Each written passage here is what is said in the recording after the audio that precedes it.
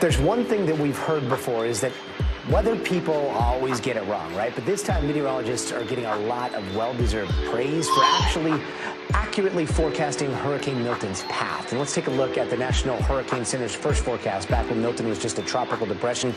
That advisory tells us that the depression is going to move across the Gulf of Mexico and approach Florida's west coast by the middle of the week. Now let's take a look at the same maps. This is a time lapse of every cone graphic released this week from the National Hurricane Center. You can see the path of the storm is not changing very much, and keep your eye on that yellow dot with the X in it. That is Milton. You can see it slowly approaching Florida's west coast, highlighted in red. Then you see it make landfall in Siesta Key. That's exactly where they said it would. So how were meteorologists able to predict this storm so precisely? Well, our own meteorologist, Bill Karins, is here to tell us how. Bill? Gotti, it was an amazing forecast, and as you showed how accurate it is from the very beginning when the storm was first being tracked by the Hurricane Center.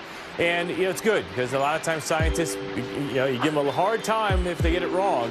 It's kind of nice to give them a pat on the back when they get it right. And this was really right. So this is the first forecast that was shown from the National Hurricane Center. This goes back to Saturday.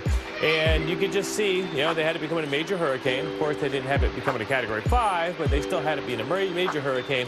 And then coming just north of Tampa Bay, almost right over downtown Tampa. And that was the very first forecast. And then right off the Space Coast here in southern Volusia County. And then, of course, the forecast never really changed much. It always was really focused on central Florida. It jiggled a little bit between Sarasota and Tampa, but that's kind of where it was the whole time. So let's take a closer look, and I want to show you and kind of open the curtain here and behind the scenes. The Hurricane Center, like any good scientist, is going to actually show you their errors. And so this is a 3-day average forecast error. So that's the position where they think the storm's going to be in 3 days. So in the 1970s, they were off by about 380 miles. In the 80s, it was 345. And as technology's gotten better, our supercomputers, we've gotten better forecasting too. In the 2000s, 155. And now the average 3-day forecast error is about 90 miles. And that's an important time frame because that's when emergency managers have to start organizing things, thinking about evacuations, what they're going to do.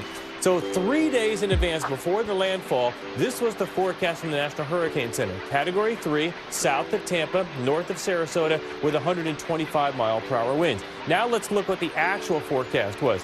It made landfall at 8:30 p.m. Wednesday, 120-mile-per-hour winds. That is incredible. This is a distance of only 25 miles. That's the air. So emergency managers and everyone had a huge heads up and could make the plans necessary well in advance. I mean, it's incredible. The intensity was that close, too.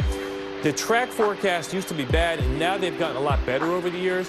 The intensity forecasting, and sometimes is something still to be desired. Notice that back in 1995, the average intensity still was average off by about 18 miles per hour. That's like how strong the winds are. And we've gotten a little bit better here, especially in the last 5 years, but it hasn't had that dramatic improvement like we've had with the average track intensity. So, it's been pretty cool how well they did. And the best news of all, Gotti, is that there's no new signs of any storms coming. We get a lull, we get the break. Florida has great weather as we head through the upcoming weekend. There's a couple systems out far in the Atlantic, but they're not going to affect anyone.